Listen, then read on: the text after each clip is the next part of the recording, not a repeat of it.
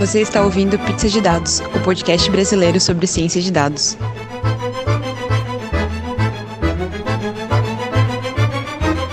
Oi, boa noite, pessoal. Eu sou a Letícia. Oi, pessoal. Eu sou o Gustavo. Oi, boa noite. Eu sou a Jéssica. Bom, a gente está aqui para fazer o terceiro Pizza de Dados, né? Esse é o primeiro episódio de 2018. A pedido da Jéssica, eu vou falar, essa é uma mensagem do passado, porque a gente está fazendo isso aqui em 2017, mas esse é o primeiro episódio de 2018. De nada, Jéssica. Obrigada. E a gente está aqui para fazer o terceiro Pizza de Dados. Antes da gente começar, eu queria fazer 2 agradecimentos. O primeiro é ao Marco Ruger, que deu a ideia maravilhosa de colocar a tarantela no começo do nosso podcast. Foi sensacional, muitos feedbacks sensacionais. E obrigada pelo Gustavo, que conseguiu colocar aquilo de forma tão boa. O segundo agradecimento é ao Diego, que fez a nossa logo bem bonitinha. Então, muito obrigada aos dois que contribuíram um monte para o nosso podcast estar ainda melhor. Também falar que a gente está de site novo. Nosso site está com nova cara, novo formato, agora com a logozinha. Então, vocês estão convidados a conhecer em podcast.datascience.pizza. Também, hoje a gente está aqui para falar sobre tudo. A ideia, a gente vai fazer alguns episódios que a gente está chamando de Sabor da Casa, que vai ter o mesmo formato do nosso primeiro episódio. Vamos falar sobre o que a gente aprendeu nesse mês, o que a gente tem visto, e vai ser um episódio um pouco mais descontraído, como foi o primeiro, e a gente vai tentar intercalar isso com episódios com nossos convidados e temas mais específicos, né? Onde a gente vai poder se aprofundar mais num tema. Então, esses episódios de Sabor da Casa vão ter uma dinâmica um pouco mais livre e com assuntos diversos. Então é isso, bem-vindos ao nosso terceiro podcast e a gente vai começar. Bom, eu vou começar falando um pouco sobre o que eu tenho estudado. Eu tô um pouco viciada em outliers. Um pouco. Bem pouquinho. Eu tô estudando bastante isso, eu peguei alguns dados que estavam muito discrepantes e eu tive que fazer alguns cortes de outliers e aquilo tava me deixando bem agoniada, assim, sabe? Como que você faz? E eu estou estudando um pouco sobre isso. Hoje eu consegui descobrir muito legal sobre o Elliptic Envelope do sklearn e o Isolation Forest, que eu entendi um pouco como eles funcionam, mas estou entendendo mais a fundo para fazer um blog post. Mas a ideia é que existem 2 formatos que você pode fazer corte de outliers, pelo que eu vi, assim. Então você tem a nossa variável dependente, por exemplo, o nosso Y, e aí você tem o histograma dela, né? Então vamos supor que a gente tem um histograma gordinho no começo com uma cauda longa. Você pode truncar o seu histograma, certo? Cortar os seus outliers de cauda longa, ou você pode fazer uma análise através dessas outras classes, que você pode passar o X e o Y, e ele encontra não só o outlier do Y baseado no teu histograma, mas os teus outliers de Y baseado no teu X. Então, ele pega a distribuição em N espaços, né, e ele encontra os teus outliers. E os resultados foram incrivelmente diferentes, assim, tipo, absurdamente diferentes, de um jeito que eu não esperava, simplesmente truncando o meu histograma. Bem legal. E você pode passar para ele o seu critério de contaminação. Então, você fala que você tem 1% dos seus dados contaminados, então ele corta 1% dos seus dados, mas isso não significa que ele corta a ponta do histograma. Bem legal. Só que eu comecei a preparar esse post, né? Eu quero fazer um post sobre isso, bem detalhado e tal. Só que o que eu percebi foi que eu não consegui encontrar um dataset com uma determinada distribuição. Eu queria um dataset bem específico. Eu queria um dataset que eu tivesse vários features de X, eu tivesse um Y que não fosse uma distribuição normal, que fosse um dado de regressão e que tivesse uma distribuição com uma cauda longa. E aí a minha primeira intuição foi no Kaggle, mas eu me senti meio estúpida, assim, porque eu olhava os datasets e eles simplesmente não me falavam nada, e eu tinha que entrar em cada um e olhar cada CSV, e muitas vezes não tinha, assim, uma variável que era a mais definitiva, vamos dizer assim, sabe? Alguma coisa que eu pudesse entender como uma variável dependente. Então, eu achei bem complicado, assim, encontrar um histograma do jeito que eu queria, sabe? Na verdade, um dado com um histograma, né? Uma distribuição do jeito que eu queria. Acabei usando o NumPy Random, algum dos métodos do NumPy Random que tem essa distribuição. Acho que é o Waltz. Eu nunca usei NumPy para gerar dataset. Eu sei que no R tem. Então, eu imagino que no NumPy deva ter também. Se a gente ainda tiver algum usuário de R que nos escuta depois do último podcast. Olha, depois do último mandaram para mim o code style do R que o Google usa. Então, se tem code style, eu imagino que tem usuários escutando a gente ainda também. Esse problema que você teve com o Kaggle, eu tive tenho até hoje, né? Porque o Kaggle não é uma plataforma para disponibilização de datasets. Foi um outcome inesperado da plataforma de desafios, né? Basicamente, desafios, hackathons, maratonas e afins. Porque quando você imagina uma plataforma de disponibilização de datasets, pelo menos para mim, ou como eu imagino no meu mundo ideal cor-de-rosa, você imagina que você vai ter, além do próprio dataset, um conjunto de metadados, né, informações extras sobre aquele dataset. Por exemplo, se é um dataset que foi gerado automaticamente, se é um dataset real, se ele tem uma distribuição padrão normal, ou se segue qualquer outra distribuição, ou se é uma distribuição desconhecida, qual que é a variância, ou se não sabe a variância, esse tipo de coisa. Porque você disponibilizar o dataset é muito fácil. Gerar conjuntos de dados e colocar no mundo é relativamente muito fácil, né? E por mais que as pessoas usem o Kaggle hoje para disponibilizar seus datasets, esse não é o ideal da plataforma, né? Ela foi feita para organizar as competições e as explorações e as pessoas colocarem suas explorações e participarem das competições. Então, assim, esse problema do Kaggle, eu imagino que não seja só você que tenha, porque eu já procurei dataset no Kaggle quando eu estava fazendo o segundo blog post da lei de Benford, que está em stand-by no meu computador, para poder fazer a análise de Benford em cima. E achar um dataset que fizesse sentido para ser usado foi muito difícil. E eu não achei hoje, ainda não achei. Principalmente porque eu escrevo blog post no meu tempo livre. Então vai de pouquinho em pouquinho, assim, meia hora por dia. Às vezes vai mais rápido, às vezes não. Então achar um dataset nesse meio tempo era sempre muito difícil. A minha solução foi criar um NumPy. Aí eu peguei o NumPy Waltz lá, eu acho. Depois no meu post eu vou colocar tudo certinho. E aí eu criei classes aleatórias de tipo de comércio, distribuí isso aleatoriamente ao longo do dataset. E criei também classes, também um número aleatório para o número de lojas que aquele comércio teria.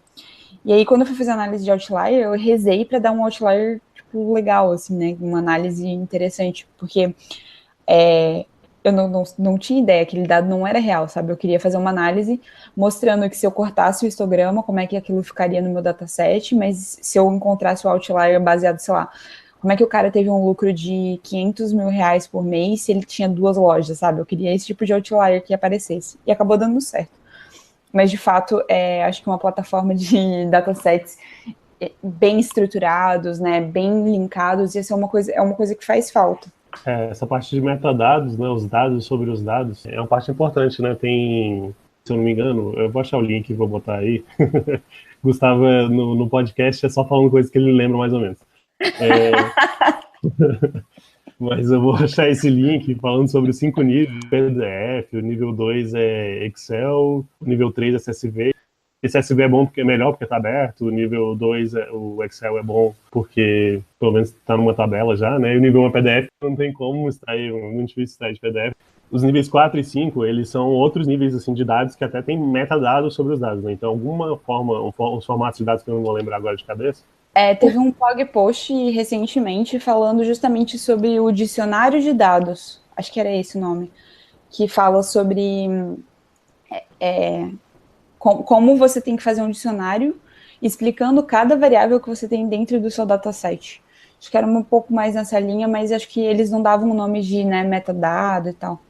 Mas acho que é nessa linha aí do que você falou de dados, do aprofundamento de conhecimento sobre o dado, né? Não deixa de ser uma explicação sobre aquele dado. Muitas ideias do que a gente tem sobre como usar um dado vem quando a gente entende o dado, né? Por exemplo, eu estava vendo essa palestra do Ben Wellington, ele tem background em urbanismo, E ele mora na cidade de Nova York. E a cidade de Nova York tem um site com dados abertos da cidade de Nova York. Então, que tipo de dado que tem lá? De tudo que você imaginar tem. Acidentes de bike no trânsito, as reclamações de barulho na vizinhança, você tem dataset de tudo. Então, a cidade de Nova York tem muito dado aberto. Tipo, é quase um paraíso para quem gosta de Open Data e gosta de analisar data. Então, esse Ben Wellington, ele tem um blog no Tumblr, que ele faz análise desses dados que ele tem disponível para tentar melhorar a cidade. Quanto mais dados disponíveis e melhor indexados eles tiverem, mais interessante se torna a nossa vida, né? Porque imagina quantos cientistas de dados não tem por aí que gostariam de ter dados para poder analisar, feito, por exemplo, a Letícia queria ter um certo tipo de dado.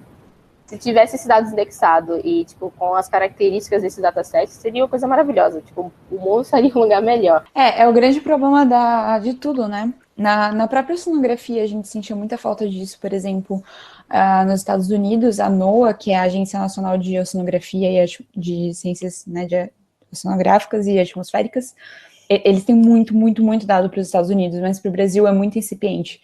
O exemplo básico que eu peguei, assim, foi que tinha um porto do Canadá que eu estava fazendo uma análise e tinha 120 anos de dados de maré para o porto. Mas aqui no Brasil, acho que o nosso maior dado de maré é 40 anos, assim, é 3 vezes menos, sabe? Então, realmente, esse é um problema bem grave. Eu acho que no Brasil a gente não tem essa cultura tão forte, né? Não sei. Então, não sei se tem tanto a cultura ou se não tem a cultura há tanto tempo, né? Assim, no caso, realmente, eu tô até impressionado que tem dados sobre maré há 40 anos, né? Por exemplo, tentando pegar dados no nível municipal. Aqui no Brasil a gente tem muitos dados. O pessoal lá na Python Brasil teve algumas palestras que chegaram a mencionar que o Brasil é o 5º lugar no mundo em dados abertos de governo. Eu não lembro agora, 5º, 7º, 3º, 8º, obrigado. Era o 8º lugar, então. E recentemente eu fui trabalhar com dados de nível municipal.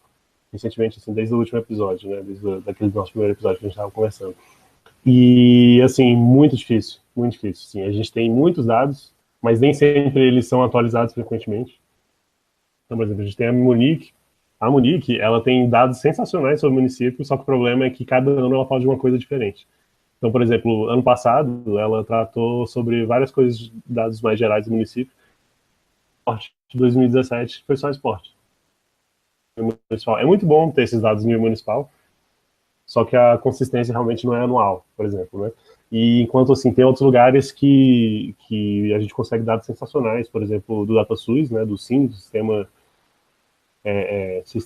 de Mortalidade, eu acho, que é o que a gente consegue até os dados de morte no trânsito, morte por arma de fogo, como ser anual, né, apesar de ser, assim, mais confiável pegar lá os de 2015, por exemplo.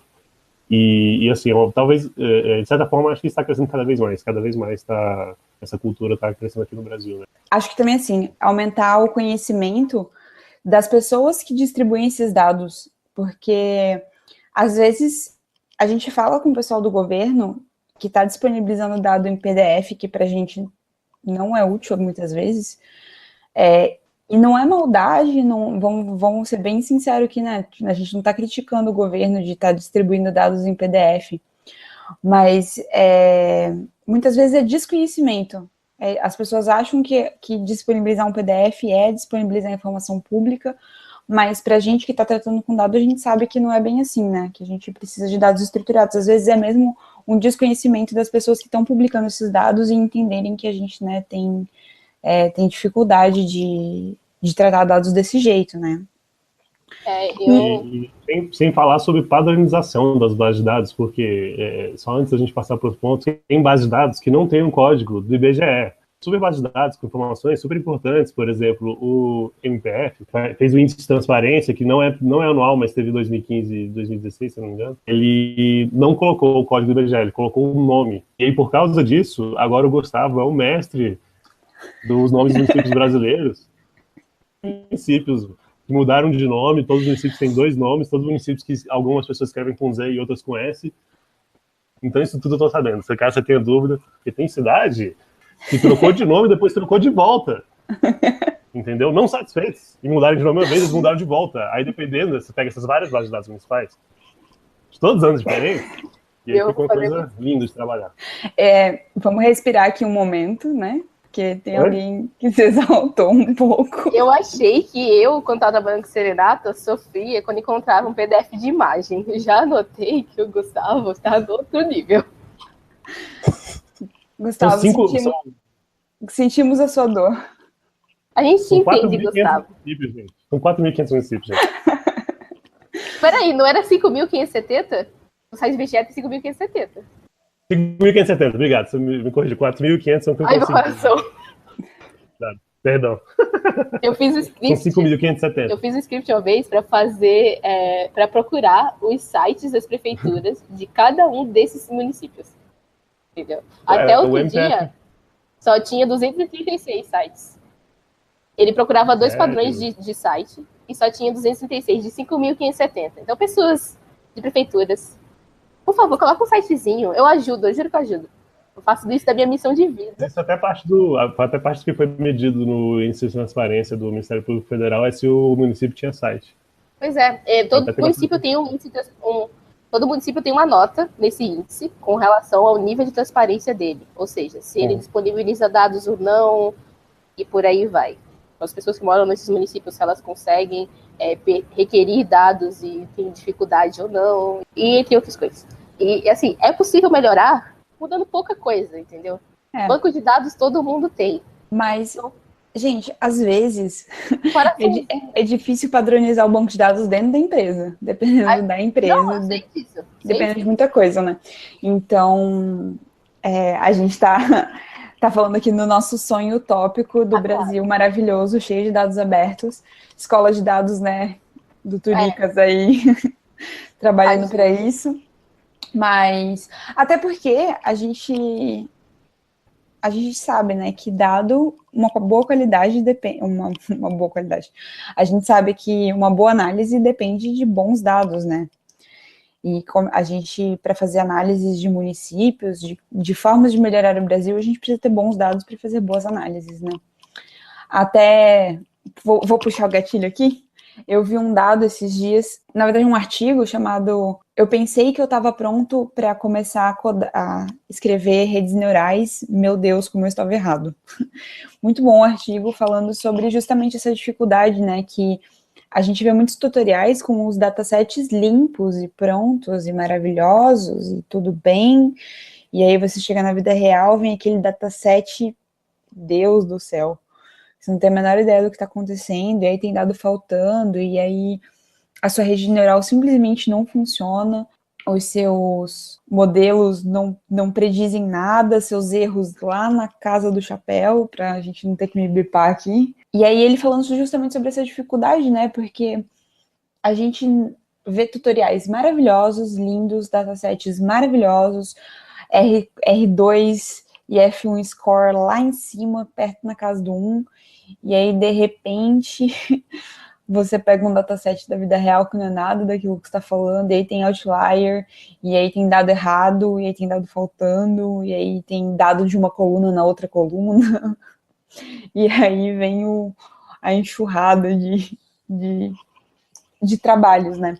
Inclusive, ele cita alguns artigos bem legais, eu vou só colocar o link para esse artigo aí, depois vocês dão uma olhada nos outros, mas eles citam alguns artigos que falam, acho que 37 razões pelo qual a sua rede neural não está funcionando, era alguma coisa assim, tem uns 2 ou 3 artigos que ele cita nesse estilo, assim, para ajudar você, tá, sua rede neural não está funcionando, o que você pode ver para tentar melhorar, né? Engraçado que, eu não sei o que acontece, mas eu tenho muitas pessoas que eu conheço que estudam ciência de dados, e eventualmente essas pessoas chegam em neural networks. Redes neurais não é um assunto fácil, não é trivial. Primeiro, porque envolve matemática pra caramba. E segundo, porque, por envolver matemática pra caramba, você precisa ter a base de cálculo toda muito bem fundamentada para depois entender os conceitos de redes neurais. Que isso aí também já complica bastante, entendeu? Então você tem camada sobre camada de coisas difíceis para você entender e você calcular e você assimilar e você levar em consideração na hora de construir sua rede neural. Fora os dados que você vai estar atualizando. Tá entendendo?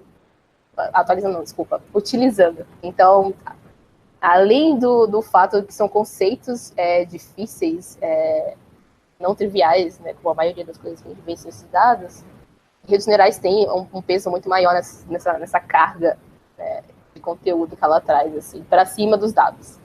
Então, você precisa saber muito bem dos seus dados, você precisa saber muito bem do que você quer tirar da rede neural, para poder você saber como é que você vai implementar. Existem vários tipos de redes, e aí você só estudar uma e achar que vai ser legal não é o suficiente. Aí você estuda a segunda e você acha que a segunda é a solução para os seus problemas. Aí você descobre de uma terceira, e por aí vai, e assim sucessivamente. Isso quando você não descobre que redes neurais não resolvem o seu problema. E aí lá vamos para Deep Learning, por aí vai. Então, muitas coisas. Ou aquela piada do XKCD, né? Que, não sei se é do XKCD, que fala assim, que tentando implementar um algoritmo de machine learning, quando na verdade o que ele precisava de um monte de ifs e elses funcionando no sistema dele. Tem uma outra piada também, eu queria saber o que vocês acham sobre isso. Tipo, quando dá problema em algoritmo tal, você faz tal coisa. Quando dá problema em deep learning, em redes neurais, você só bota mais neurônios. É isso? Assim? É simples assim? Eu acho que não. Eu não sei. Eu tive uma superfície de redes neurais no curso do Andrew. E, basicamente, redes neurais depende de bastante coisas, assim. Você tem que fazer uma análise de como, né, quantos neurônios você precisa, normalmente quantas camadas. O Andrew fala no curso dele que 2, 3 camadas acho que é suficiente. Não lembro direito, mas é alguma coisa nesse sentido, assim. Então, como eu falei no primeiro Pizza de Dados, eu estava fazendo o curso do Andrew NG de Machine Learning no Coursera. E eu consegui terminar. Foram 11 semanas e Octave, que não é fácil. Apesar de eu ter a base de MATLAB, eu não lembrava de quase nada. E aí eu comecei a fazer coisa do MATLAB no Python, coisa do Python no MATLAB. Foi bem bom, assim. Mas eu consegui... Octave é a versão grátis do MATLAB. Então, é muito parecido. Os arquivos são salvos como .m também. É bem parecido. Acho que praticamente a mesma coisa. Só que o Octave acho que é open source e o MATLAB é um software pago, né? Então, para não piratear, né, eu particularmente instalei Octave. E o curso dele, ele começa falando sobre regressão linear e regressão logística. E ele começa com isso e depois ele dá uma pincelada sobre redes neurais, como funciona. A gente até implementa uma rede neural na mão no curso dele. E nada mais é do que você fazer... Vamos dizer assim, você tem uma regressão logística, né, que você está fazendo um algoritmo que tenta identificar se alguma coisa é 0 ou 1. E aí depois a rede neural basicamente você pega essas entradas, esses vários x, joga para várias funções diferentes em vários neurônios, e depois esses outros neurônios vão chegar no seu resultado final. Basicamente é uma regressão logística ou uma regressão linear, só que em camadas, né? Que você repete isso várias vezes. Mais ou menos, eu também não estudei muito a fundo isso. Então, assim, o conceito em si não é tão complexo assim. Dá para você fazer isso de forma simplificada, mas os níveis de complexidade que se chegam hoje nos algoritmos, eu acredito que é infinitamente maior, né? Então, tem que ter um conhecimento um pouquinho maior sobre isso. Bom, vou finalizar aqui falando um pouco sobre o curso do Angel. Foi muito legal. Eu achei que ele pincelou vários assuntos interessantes. Ele fala sobre algoritmos de anomalia, ele fala sobre redes neurais, você implementa algoritmos de machine learning na mão, apesar dele usar alguns já pré-prontos, mas ele implementa vários na mão, bem legal. Não é um curso fácil, eu me bati bastante. Algumas coisas são de bem truquezinho, assim, sabe? Porque ele te passa um teste, só que quando ele vai avaliar a tua resposta, ele avalia datasets de tamanhos diferentes, de números de features diferentes. Então, ele não é um curso nada trivial. Assim, eu gostei bastante de ter feito, mas ele é bem cansativo, bem cansativo. E a semana 9, que é quando eu já tava, tipo, super cansada do curso, tem, tipo, 7 horas de exercício. Então, É bem cansativo. Mas agora eu parei numa outra dúvida, que é o que eu vou estudar a seguir. Tem muita coisa. E, Pergunta de $1 milhão.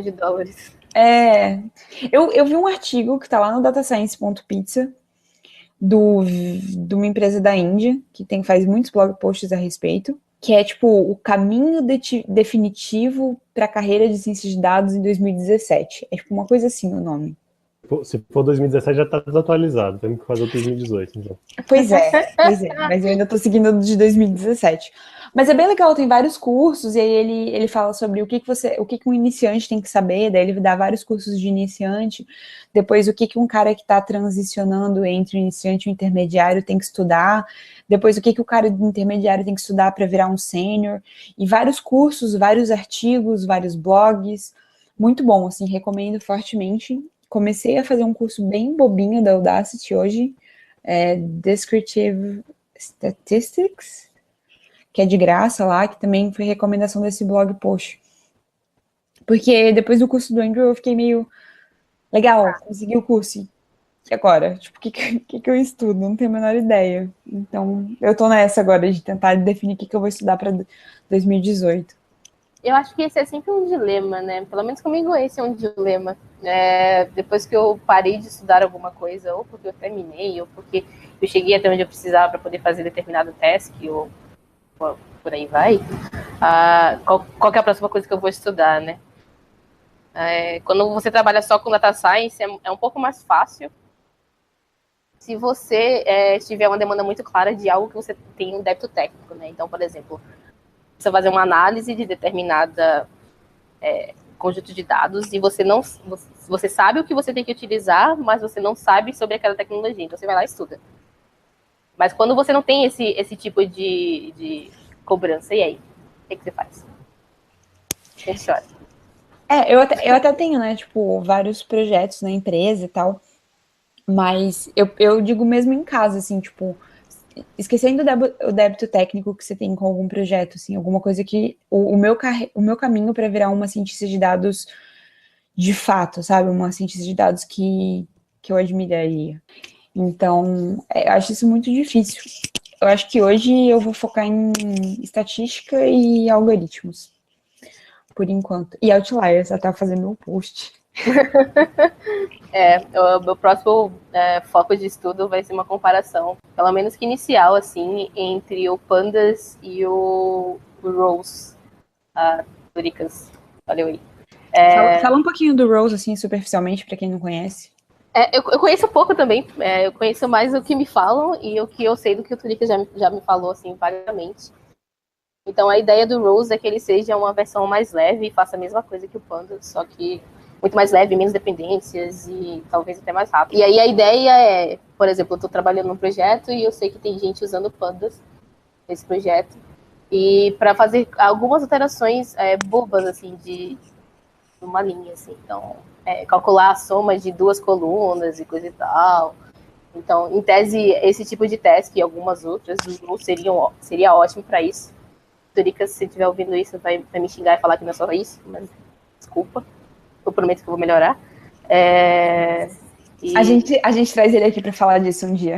Para poder me ensinar, não falar besteira, né? Aí a minha ideia, né, fala assim, instalando Pandas, né? Pandas é meio bazuca para matar formiga às vezes. Porque ele precisa de um monte de dependências e GCC, e bibliotecas Linux e blá blá blá. E isso demora, tipo, a subir o container Docker para poder fazer uma, sei lá, soma de coluna e tal. Eu falei assim, cara, será que nesse caso não seria melhor usar uma coisa que seria um pouco mais leve, entre aspas, assim, para poder fazer esse tipo de conta? Então, esse tipo de curiosidade me move.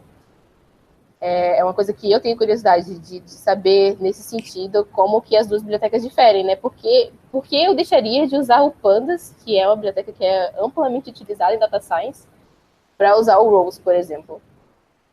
Todas as pessoas que eu conheço que estão trabalhando com Data Science hoje trabalham com Pandas. Então, se eu tiver um argumento muito forte no sentido de eu vou demorar, sei lá, um terço do tempo para instalar, e a transformação que eu preciso fazer da matriz ou o que for, vai ser, tipo, tão rápida quanto, ou às vezes mais rápida, ou coisa do gênero, por que não usar uma ferramenta que em tese é melhor e pesa menos na minha stack, né? Então, esse é o meu foco aí pro futuro próximo. Por sinal, eu recomendo fortemente também, eu vou colocar o link aqui nos nossos links, a entrevista do cara que escreveu o Pandas, não lembro o nome dele. Deixa eu... Como é que é o nome? Um nome de pessoas, é difícil. Wes McKinney, que escreveu o Pandas, ele deu uma entrevista e tá em português no Flipboard. Bem legal, falando sobre como ele teve a ideia de fazer o Pandas, como é que foi esse processo, e bem legal, assim, vale a pena ver. Eu ainda acho que a gente devia fazer o time do Pizza de Dados no Kaggle e começar a ganhar dinheiro, mas beleza. Bom, então é isso, pessoal.